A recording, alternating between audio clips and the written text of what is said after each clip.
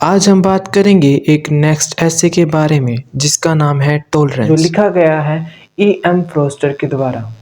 इस ऐसे में राइटर टॉलरेंस की इम्पोर्टेंस बताते हैं।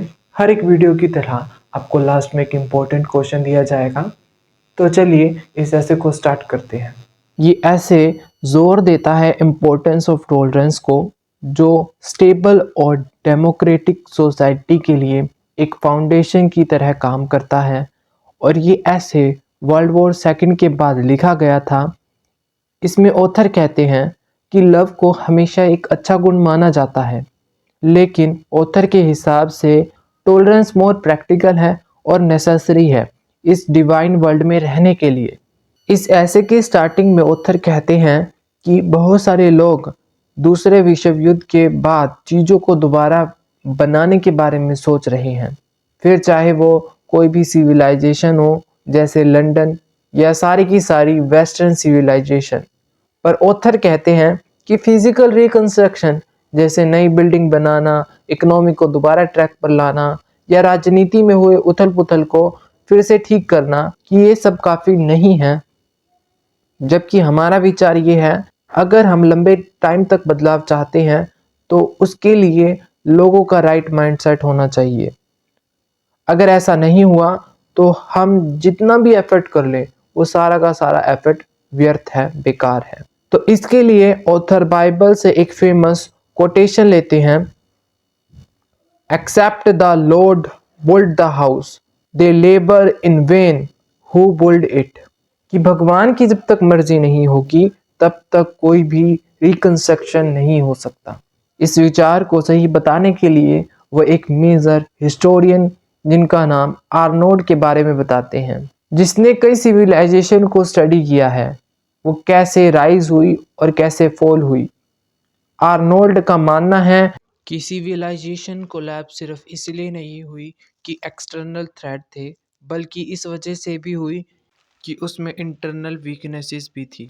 इससे ये साबित होता है कि फिजिकल स्ट्रेंथ ही काफ़ी नहीं होती, बल्कि सही समझ और लोगों में मोरालिटी का होना भी बहुत ज़्यादा ज़रूरी है। अब आगे ऑथर एग्जाम्पल देते हैं कि लंदन कभी भी एक ब्यूटीफुल सिटी नहीं बन सकता जब तक लंदन के लोग ये दिमाग में खुद ना सोच ले कि हमें लंदन को खूबसूरत बनाना है। इवन ऑथर अपना खुद का एग्जाम्पल देते हैं। वो कहते हैं कि मैं लंदन के एक सिंपल से अपार्टमेंट में रहता हूँ जो ज़्यादा अच्छा नहीं है, पर मुझे उससे कोई फ़र्क नहीं पड़ता। आगे ऑथर सवाल करते हैं कि what thought is the purpose spirit. इस पर सभी लोग एग्री हो जाते हैं कि हकीकत में साइकोलॉजिकल इम्पैक्ट भी रीबिल्डिंग में मदद करता है। लेकिन इसके बाद ऑथर फिर से सवाल करते हैं कि what state of mind is sound, कि कौन सा स्टेट ऑफ माइंड होना चाहिए। ऑथर कहते हैं कि बहुत से लोग स्टेट ऑफ लव को मानते हैं। अब उनका मानना है कि एक इंसान दूसरे इंसान से और एक नेशन दूसरे नेशन से जब प्यार करेगा तो सारी की सारी समस्याएं खुद ही समाप्त हो जाएंगी। लेकिन ऑथर का मानना है कि सभी लोगों की अपनी समझ और अपने विचार होते हैं। ऑथर इसके बिल्कुल खिलाफ है कि प्यार से सब कुछ ठीक हो जाता है। हाँ, पर ऑथर ये मानते हैं कि प्यार एक पावरफुल फोर्स है पर्सनल रिलेशनशिप में, लेकिन वो बिल्कुल भी अच्छे से काम नहीं कर पाता पब्लिक अफेयर्स में और लार्ज स्केल सोसाइटी रीबिल्डिंग में। हम इतिहास में भी देखते हैं कि कई बार लव को अप्लाई किया गया इतिहास में, पर वो हर बार हमें इतिहास में फेल होता हुआ नजर आया। ये एक दूसरे से प्यार करना नेशन टू नेशन और पर्सन टू पर्सन, ये बिल्कुल अनरियलिस्टिक है और ख़तरनाक भी। ऑथर का मानना है कि लोग प्यार उनसे करते हैं जिन्हें वो बहुत अच्छे से जानते हैं, और हम सिर्फ लिमिटेड नंबर्स ऑफ पीपल को जानते हैं। तो इसलिए लव फंक्शनल सोसाइटी का पार्ट नहीं बन सकता। अब ऑथर हमें टॉलरेंस की इम्पोर्टेंस बताते हैं। वो कहते हैं कि टॉलरेंस को ज़्यादा पसंद नहीं किया जाता, उसको लव की तरह सेलिब्रेट नहीं किया जाता, पर टॉलरेंस का सिंपल सा मतलब है कि दूसरों को एक्सेप्ट करना और चीज़ों के साथ डील करना, चाहे फिर वो चीज़ें हमें अच्छी लगती हो या नहीं। ऑथर मानते हैं कि ये बहुत ज़्यादा एक्साइटिंग नहीं है, पर फिर भी ये बहुत ज़्यादा इम्पोर्टेंट है। और वॉर जैसे सिचुएशन में तो ये और भी ज़्यादा इम्पोर्टेंट बन जाता है। आगे ऑथर कहते हैं, ये संसार लोगों से भरा पड़ा है और हम कंटिन्यूसली एक्सपेंड कर रहे हैं सबके साथ। उनमें से बहुत सारे स्ट्रेंजर्स हैं और उनकी कुछ हैबिट्स हैं जो हमें बिल्कुल भी पसंद नहीं है, जैसे बात करने का ढंग, ड्रेसिंग सेंस, जो हमें बिल्कुल भी अच्छी नहीं लगती। इसलिए टॉलरेंस बहुत ज़्यादा ज़रूरी है। हम सबको प्यार नहीं कर सकते और हमें ये सीखना चाहिए कि हम सभी के साथ शांति से रहें और चीज़ों को टॉलरेंट कर पाएं। इसलिए ऑथर कहते हैं कि टॉलरेंस के बिना सोसाइटी को रिबिल्ड नहीं किया जा सकता। आगे ऑथर कहते हैं कि जिन लोगों को हम पसंद नहीं करते उनसे डील करने के दो ही तरीके हैं। पहला, नाजी की तरह लोगों को ख़त्म कर देना और अपने आप को सुपीरियर बताना, और दूसरा तरीका जो डेमोक्रेसी फॉलो करती है, सभी को टॉलरेंट करना चाहिए, फिर चाहे वो हमें पसंद हो या ना हो। प्यार प्रैक्टिकल नहीं है, जबकि टॉलरेंस बहुत ज़्यादा ज़रूरी है।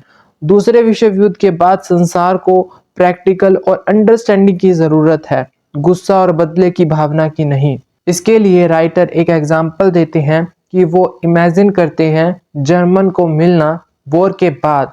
उनको पता है कि वो उनके लिए प्यार नहीं दिखा सकता क्योंकि उसने सोसाइटी को नुकसान किया है, पर वो टॉलरेंट कर पाता है।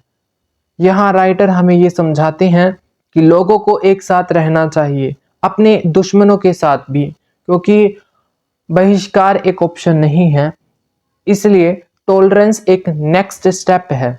राइटर को टॉलरेंस ग्रैंड और डिवाइन प्रिंसिपल नहीं लगता, बल्कि एक प्रैक्टिकल नेसेसरी लगता है। और ये तब इम्पोर्टेंट है जब प्यार काफ़ी नहीं होता, स्पेशली जब स्ट्रेंजर के साथ लाइन में वेट करते टाइम, पब्लिक ट्रांसपोर्ट को यूज़ करते समय, फ़ोन पर बातें करते समय। टॉलरेंस चाहे बेकार लग सकता है, पर ये हमें इवॉल्व कराता है दूसरों को समझने के लिए और दूसरे के नज़रिए से इस संसार को देखने के लिए।